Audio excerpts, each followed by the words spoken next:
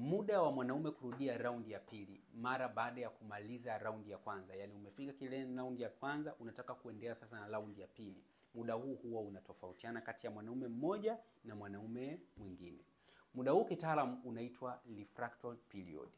Vitu ambavyo vinasababisha muda huu utofautiane ni vitu vifuatavyo. Kwanza huwa ni umri, okay? Umri wa mtu, lakini pia ni afya ya mtu na homoni zake.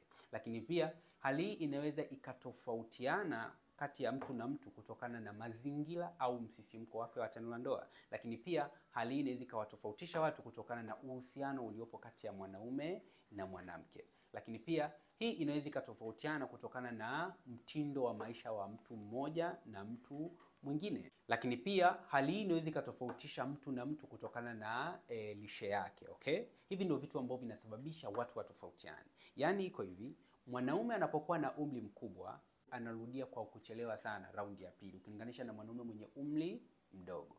Lakini vile vile ni kwamba mtu ambaye anakula lishe bora atakuwa na uwezo mkubwa wa kurudia kwa haraka ukilinganisha na mwanaume ambaye anakula bora ashibe.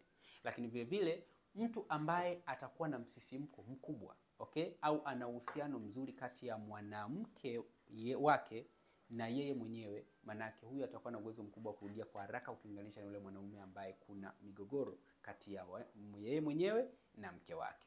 Sasa manake kurudia raundi ya pili inatofautiana.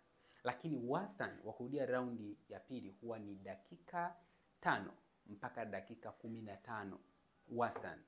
Mtu anaweza kurudia hapo.